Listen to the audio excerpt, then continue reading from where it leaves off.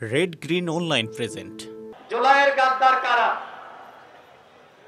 জুলাইয়ের গাদ্দার তারা যারা গণহত্যার বিচার নিয়ে গড়িমসি করছে। জুলাইয়ের গাদ্দার তারা যারা জুলাইয়ের চেতনাকে বিক্রি করছে। জুলাইয়ের গাদ্দার তারা যারা এখনো পর্যন্ত শহীদের তালিকা তৈরি করতে পারে নাই। জুলাইয়ের গাদ্দার তারা যারা এখনো পর্যন্ত শহীদ পরিবারকে ক্ষতিপূরণ দিতে পারে নাই। এই সরকারের উপদেষ্টাদের মধ্যেও জুলাইয়ের গাদ্দাররা রয়েছে যারা আওয়ামী লীগের নিষিদ্ধের ব্যাপারে জনগণের সাথে প্রহসন করেছে। জনগণ তো আপনাদেরকে ম্যান্ডেট দিয়ে দিয়েছিল, কেন আবার আন্দোলন করা লাগলো? যে আওয়ামী লীগ বাংলার মাটিতে রাজনীতি করতে পারবে না। এদেশের জনগণ 5 আগস্ট রায় দিয়ে দিয়েছে আওয়ামী লীগ নিষিদ্ধ। সুতরাং এই যে প্রজ্ঞাপনকারীর জন্য আবার আন্দোলন করা লাগলো, জনরা ঘেরাও করা লাগলো, ঐক্য বিনষ্ট হলো কেন রে ভাই? এই সরকারের উপদেষ্টাদেরকে আমরা দায়িত্ব দিয়েছিলাম, তারা একটি সংস্কারের রোডম্যাপ দিবে, বিচারের রোডম্যাপ দিবে, নির্বাচনের রোডম্যাপ দিবে। এখনো পর্যন্ত সরকার কি করতে চায়? কবে বিচার হবে, কবে নির্বাচন হবে,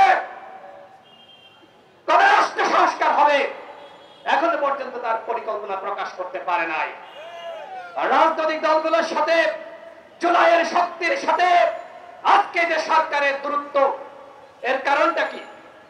জুলাইয়ের সমস্ত শক্তিকে দূরে ফেলে দিয়ে কতিপয় কথিত মাস্টার মাইন্ডের পরামর্শে তারা সরকার পরিচালনা করতে গিয়েছিল, আর আমরা দেখলাম তাদের ব্যর্থতা।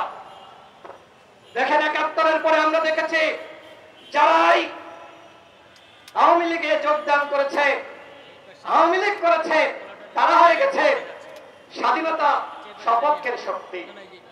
এই 24-এর পরে আমরা দেখছি যারা নতুন বন্দোবস্তের নামে একটি দলের সাথে যুক্ত হয়নি, তারা জুলাইয়ের শক্তি হতে পারে নাই। ধিক্কার জানাই এইখানে যারা আছে, সামনে পিছনে মঞ্চে, এই গণঅভ্যুত্থানে প্রত্যেকের অবদান রয়েছে। সরকার সেই অবদান স্বীকার করে নাই। সরকার যদি আমাদের এই অবদান স্বীকার করত, সবাইকে নিয়ে সরকার গঠন করত, তাহলে এই অনেকটা আমাদের দেখতে হয় না। সরকারের বয়স এখন 10 মাস। এই 10 মাসে সরকারের অর্জন কি?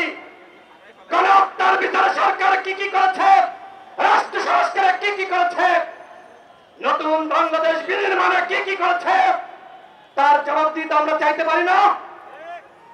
এখন যখন সমালোচনা করা হয় সরকারের কতিপয় উপদেষ্টাকে নিয়ে যারা ছাদের মানদণ্ডের জামিন করিয়েছে।